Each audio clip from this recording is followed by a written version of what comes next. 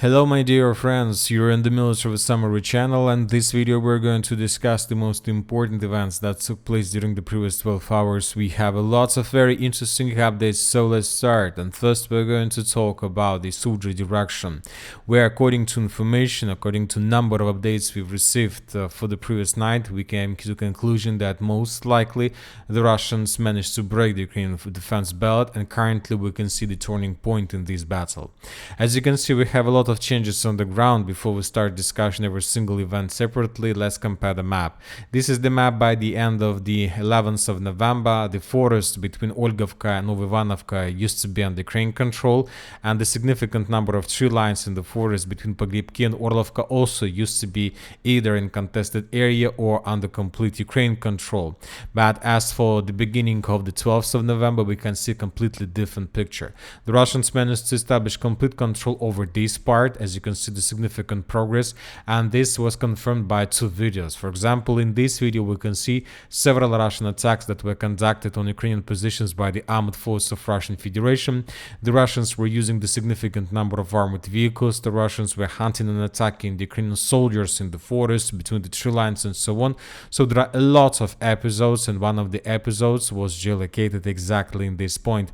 In this video, for example, we can see the FPV drone attack on Ukrainian vehicle that the Ukrainians were trying to hide in the forest.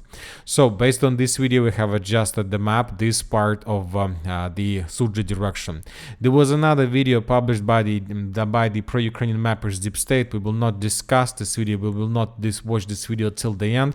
I will just give you some explanation.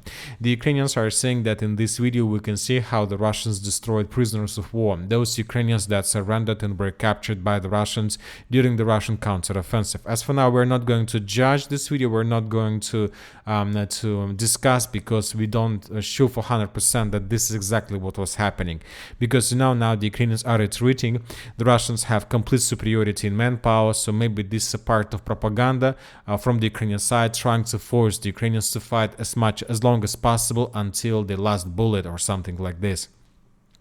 Now let's talk about the northern flank, about the villages, about the territories around the village of Pokrovsk. The Ukrainian sources of the 95th Brigade published the video of how they were FPV droning and attacking the Russian forces in this part. Lots of episodes, lots of moments, some of them were geolocated, and those that were geolocated we have added on map. And if we return back on map, we can see that there are several places where the Ukrainians destroyed Russian vehicles. The first, the second, and the third place, and based on this video we have adjusted the map, so everything to the north from these 3 points were colored in Russian favor. Once again, these are the changes on the ground, and as you can see, we basically just turned the contested area into the area under complete Russian control. Now let's talk about the area with the main clashes. There are very heavy clashes, both sides, either the Russians and the Ukrainians, both sides, the Russians and the Ukrainians, are suffering the significant losses, and we are talking about the battle for Novovanovka. Now, as I understand, the main target, the main task for the Russians is to take under control the villages like Novovanovka, Leonidovka, Alexandria. And if the Russians are able to take these settlements under complete control, this is going to be the end of the third Russian counteroffensive. So this is going to be the beginning of the end of the Russian third counteroffensive. Now let's discuss in details. The Russians were attacking these 3 villages from 2 directions. From the southern direction, trying to attack Leonidov and Alexandria, and the Russians were moving along from the western part of Novovanovka in the eastern part. So as for the southern direction, the Ukrainian sources published the video of how they were FPV droning and attacking the Russian vehicles that were heading towards the tree lines and small lake in this area. One of the fighting infantry vehicle was destroyed, but a Russian tank managed to cross the river in this direction. This is the river I'm talking about. As for the northern direction, we have a very long video of how the Russians were storming the positions of 225th Separate Storm Assault Brigade Battalion of the Armed Forces of Ukraine. And the most important part of this video is the final one, where we can see how the Russian vehicle entered the central part of Novovanovka. And from this video there are 2 important moments. For example, in this moment we can see Russian vehicle that was moving along the main street, but I would like to point your attention to this building, because from this building we can see the ATGM strike of Ukrainian units on this vehicle. Vehicle was damaged and the Russians were forced to stop and to land infantry. So once again, this is the position of Ukraine ATGM, and this is the position where the Russian landed and captured the building. Based on this video, we came to a conclusion that most likely the northern part of the main street is under complete Russian control, and the southern part still remains under Ukrainian. Maybe since the video was published, the situation was completely changed, but for now we can see what we see. Most likely today the Russians will continue clashes for this territory because the Russians are not counting units and forces. They managed to accumulate the significant number of forces, and they will try to cut as much as possible.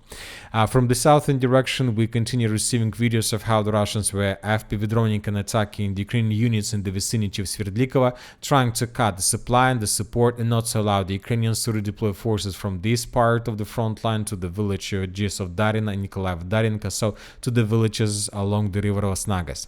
Very interesting video we got from the southeastern part, from the area of Pokrovsk. The Russians conducted a very interesting special operation with the purpose to cut these parts. So as you can see, there is a small part between the village of Konopelka and the village of between the river of Konopelka and the river of Psyol that is cut with two bridges. The Russians landed in this area with the purpose to cut this territory and to destroy the Ukrainian logistic. But the Russians, while they were there, were trying to dig in deeper, were trying to find the positions to hide. Most likely the Ukrainians managed to discover everything very fast, and the Ukrainians sent a significant number of drones, and the Russians were ambushed, and while the Russians were digging in deeper, the Ukrainians were FPV droning them, and the Russians suffered losses. Anyway, based on this video, we have adjusted this strategical point in Russian favor. This territory used to be in contested zone, but starting of the 12th of November, we have enough of videos to confirm that the Russians have complete control over this territory. And this progress allowed the Russians to cut the village of Pokrovsk from supplying support from the northern direction from the city of Sudzha. Now most likely we should expect several more attempts to attack from the Russian side in the direction of Pokrovsk with the purpose to force the Ukrainians to fall back from this territory completely, because the supply was cut by the Russians physically.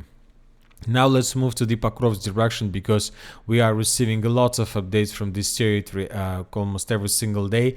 And as for the changes on the ground, during the previous 24 hours, the Russians managed to improve their positions in the southwestern direction of Novovanovka. The Russians managed to answer the village of Yuriivka from the southeast, and the Russians continue advancing along the railways from Vishnyovo in the northwestern direction. Now let's compare the map. So this is the situation by the end of 11th of November, and this is the situation by the beginning of the 12th of November. The Russians improved their positions Petrikovka, Yuriivka, and to the west of Novoalexeyevka. By this attack in the southwestern part of Novoalexeyevka, the Russians managed to semi-encircle the Ukrainian positions in this dense network of the fortifications, and most likely this is the next Russian step, to force the Ukrainians to fall back from these strongholds. And of course, most likely today we're going to see additional updates and additional attempts to attack between the villages of Novodmitrievka and the village of Zarya. So this is the primary task for the Russians, probably for the next 24-48 hours. Now let's talk about the northern Kurakhove direction. During the previous 24 hours, we got update that the Russians managed to secure the village of Novoselidovka completely. This information was published by neutral mappers. As for geolocations, we still haven't received anything that can confirm this. Now let's talk about Kurakhove, because probably the most important updates from the Kurakhove direction is coming exactly from this territory. Once again, our conclusions that we made several weeks ago about the Russian plans to outflank Kurakhove came true. For example, today we got another video that confirms that the Russians established control for over 80 or even 90% of the village by the name of Dalnya.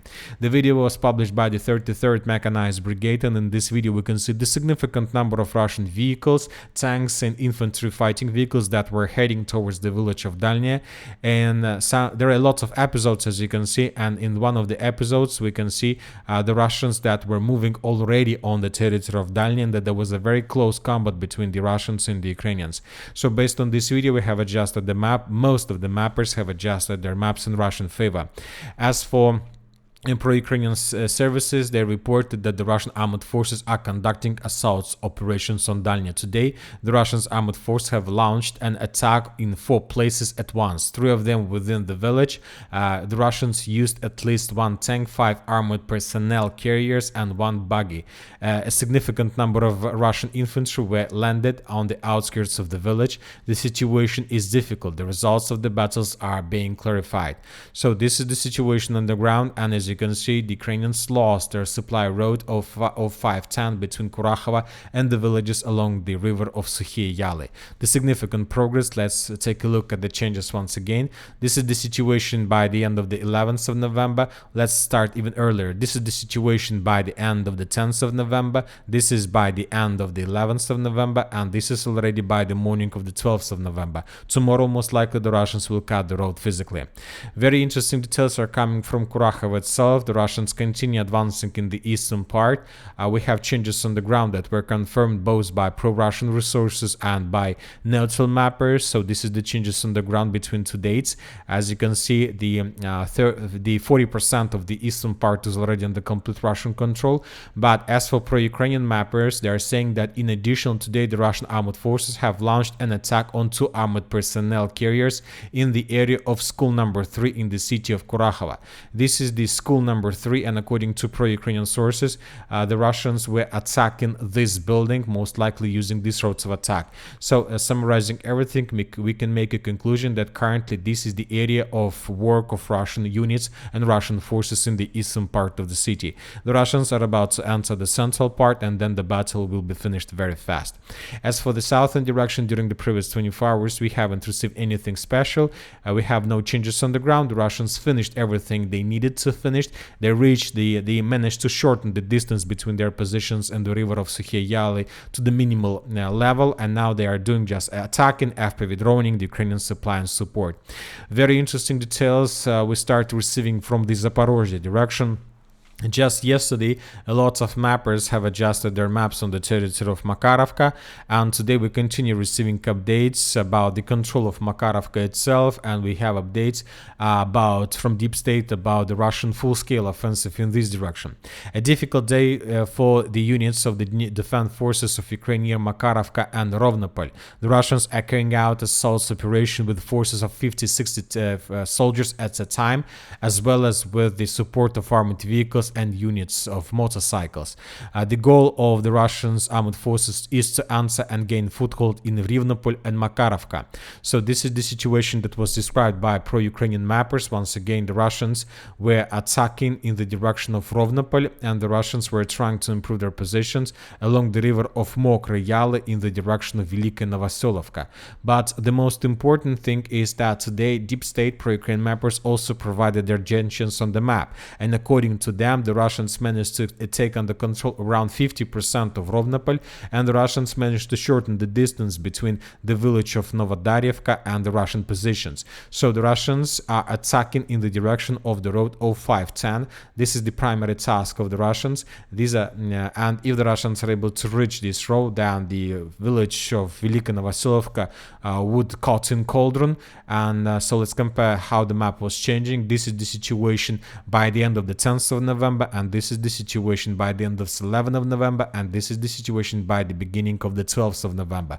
Obviously, the Russians are showing the significant progress, and Velika Novoselovka is already one of the priority targets for the Russians. Furthermore, we start receiving updates that the Russians began their offensive operations in the direction of Gulay Pole. In the direction of Gulay Pole, in the Zaporizhzhia direction, the Russian armored force advanced with a mechanized assault on the positions of the armored force of Ukraine. That was stated by pro-Ukrainian commander of the 24th Separate Brigade Aidar. Also, we have reports from different sources that the Russians managed to advance for another 2 kilometers in the direction of Dnipro region, exactly in the Gulyapolsky direction. So we see that we are at a turning point. The situation for Ukraine is very difficult. And the most important is that the US State Department is working on holding elections in Ukraine in 2025 to eliminate the presumptuous Zelensky, the Russian Foreign Intelligence Service reported. And you know that obviously the 2025 is not the best year to conduct elections. It was much better for the Ukrainians to conduct them in the beginning of 2024, but they lost their time and now they are forced to do what the Western countries are forcing them to do. As for the NATO countries, today we got very important statement that NATO Secretary General Rutte threatens to kick the US out of the alliance. Rumors are circulating online that NATO Secretary General Mark Rutte has said he will kick the US out of the alliance over Trump's plan to end the war in Ukraine. So as you can see, we don't know for sure whether the Russians managed to achieve their goals in the special military operation, but obviously Russia and Putin himself managed to cut the Western countries in two. Now we see that the United States of America is by themselves and the European Union, and sometimes NATO also by themselves, which is probably even the biggest achievement of the Russians in the special military operation. And that's it for the short video. Military Summary channel reminds we condemn any violence in the world. Thank you for watching. Subscribe to my channel, put your likes, join my Patreon, and have a good day. Bye bye.